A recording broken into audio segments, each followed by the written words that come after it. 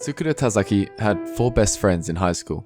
Each of them coincidentally had colors as part of their names. 2 boys named Akamatsu and Aomi, and 2 girls named Shirane and Kurono. Tazaki was the only last name in the group with no color in it. One day, Tsukuru Tazaki's friends announced that they didn't want to see him or talk to him ever again. I used to read a lot as a kid, and at some point sort of just stopped. I imagine it had something to do with replacing reading time with RuneScape time, but looking back, I attribute a great deal of my imagination and inquisitiveness as a child to the fact that I would read all the time. Despite having a fat list of potential options, nowadays I just find it so hard to get into TV shows, movies, and especially books. I feel like this probably stems from a short attention span and lack of patience on my end. My first time reading Murakami's work was on a train from the Netherlands to Germany, where for no reason in particular I happened to buy a book called Men Without Women for the journey. I hadn't realized when I was buying it, but Men Without Women is actually a collection of short stories. Without realizing, I'd kind of mitigated my tendency to quickly lose interest in stories with bigger time investments. And I remember being pleasantly surprised by how quickly I managed to get through a novel's worth of reading. So not long after that, I decided to give one of his longer novels a go.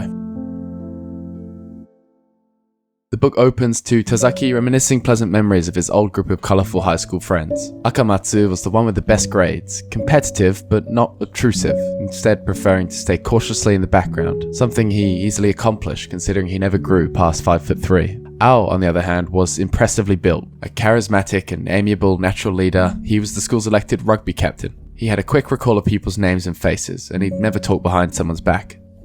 Shido had a model's figure. Tall and slim, she was akin to a traditional Japanese doll. Being quite shy and reserved, she was a talented pianist, but would never play for someone she didn't know. Her dream was to become a veterinarian. Kuro wasn't strictly beautiful, but her eager curiosity gave her an alluring charm despite this. She was large-boned and full-bodied, independent and tough, with a mind as quick as her tongue. Tsukuru often helped her with her math homework. She could be sarcastic, but had a unique, refreshing sense of humor. A unique sense of harmony developed between them. Each one needed the other for, and, in turn, shared the sense that they too were needed. The whole convergence was like a lucky but entirely accidental chemical fusion. Something like that could only ever happen once. We're also shown the extent to which his resulting depression from them suddenly abandoning him had afflicted him throughout his life.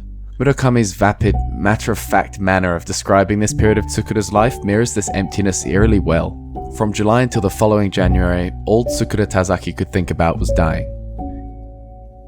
Taking his own life seemed the most natural solution, and even now he couldn't say why he hadn't taken this final step. Perhaps he didn't commit suicide then because he couldn't conceive of a method that fit the pure and intense feelings he had towards death, but method was beside the point. If there'd been a door within reach that led straight to death, he wouldn't have hesitated to push it open, without a second thought, as if it were just part of ordinary life.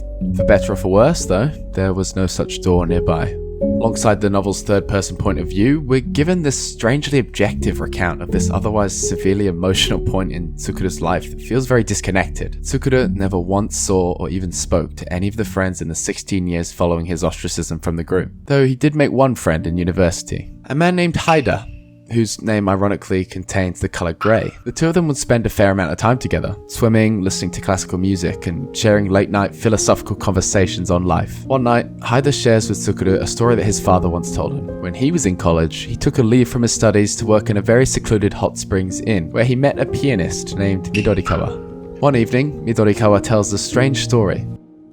1 month prior, he accepted a death token that would guarantee his death in 2 months' time unless he could pass the token on to another volunteer before then. He says that in exchange for accepting this imminent death, he gained the ability to see the color aura of everyone around him. Each individual has their own unique color, which shines around the contours of their body.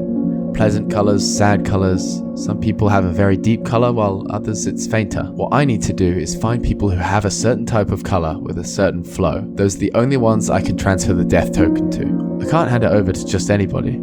Although despite his immeasurable musical talent, Midorikawa is tired of his life, and he informs Haida's father that this circumstance of impending death has broadened his perspective, making his last few weeks far more wonderful than the decades he was giving up, saying that having talent is preferable to having none, but talent only functions if it's supported by a tough, unyielding physical and mental focus. All it takes is one screen in your brain to come loose and fall off, or some connection in your body to break down and your concentration vanishes like the dew at dawn. A simple toothache or stiff shoulders and you can't play the piano well. It's true, I've actually experienced it. A single cavity, one aching shoulder, and the beautiful vision and sound I hope to convey goes out the window. If talent's the foundation you rely on, and yet it's so unreliable that you have no idea what's going to happen to it in the next minute, what meaning does it have?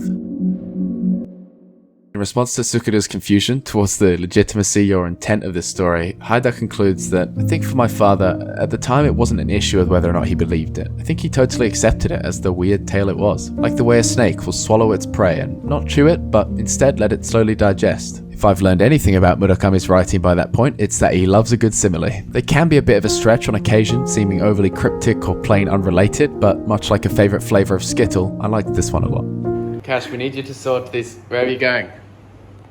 Okay. Cash? Perfect.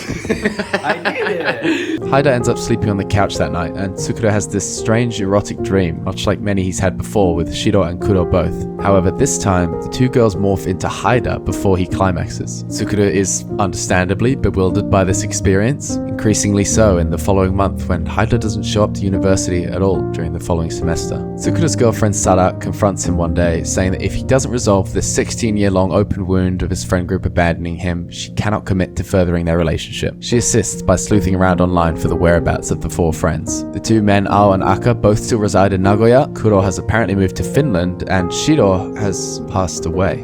The once charismatic football jock Ao is now a competent Lexus dealer. Following an apologetic conversation with Ao, Tsukuru finally learns the reason the group detached from him all those years ago. Shiro had wrongfully accused him of raping her.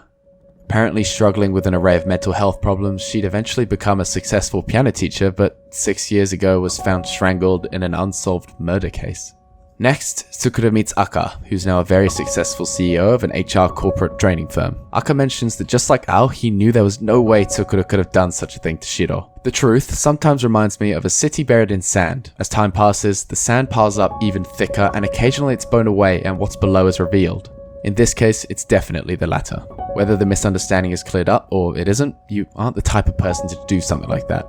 I know that very well. From Aka's perspective, Shiro seemed to have lost her love for life long before she died, and Aka himself has issues too, ranging from the ubiquitous disapproval of his somewhat shady business practice to his belated realization that he's gay following a failed marriage. This conversation was particularly sorrowful, increasingly so as it reveals just how deeply unhappy Aka is as a person, conveyed in Murakami's same blunt, unadorned writing style that I mentioned at the beginning. As soon as Tsukuru even mentions leaving, Aka stayed still in his chair and gazed straight at Tsukuru. He was expressionless, like someone staring at a brand new lithograph. He weighed what he was about to say before he spoke. "You don't really like me much anymore, do you? You don't need to force yourself to like me. No one likes me now. It's only to be expected. I don't even like myself much. I used to have a few really good friends. You were one of them. But at a certain stage in life I lost them. Like how Shiro at a certain point lost that special spark. But you can't go back.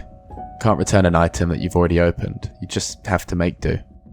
My father worked so long as a college professor that he picked up the habits professors have. At home he always sounded like he was preaching at us, looking down at us from up high. I hated that, ever since I was a child. But at a certain point it hit me.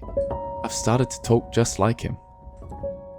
In the grand scheme of things, Aka doesn't really play an overly large role in the overall story, but to me he really stood out. A man who's lived his life chasing the wrong things. A man who's realized all too late that he's become someone he doesn't want to be.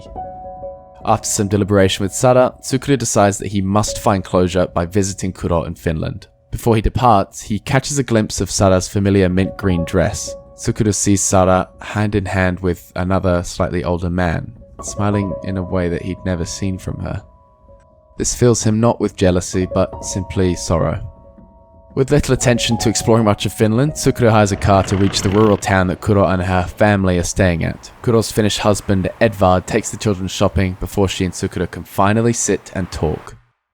Kuro confirms both that Shiro was severely mentally ill and that the rape accusation was a fabrication, but that they cut Tsukuru off anyway in the hope that by not directly contradicting Shiro, she would eventually be able to overcome her problems. She also confirms that Shiro was actually raped and even had a miscarriage before developing anorexia as a way of never being pregnant again. Kuro also reveals that she was actually in love with Tsukuru, which could have played a role in Shiro's accusation. Kuro never confessed to Tsukuru, perhaps because he never noticed her love, but mostly to prevent a confrontation with Shiro.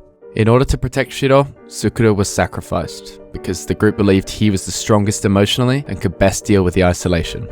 These redemptive revelations give the lie to Tsukuru's own perception of himself as plain and colorless. Tsukuru returns to Japan, wondering if Shiro had perhaps turned against him in retaliation to him being the first to leave Nagoya all those years ago. Despite Kuro recommending he avoid it, Tsukuru confronts Sada on whether or not she's seeing someone else. Sada says she needs 3 days before she gives him a reply. But before this, Tsukuru cannot help but confess his love for Sada over the phone at 4 o'clock in the morning.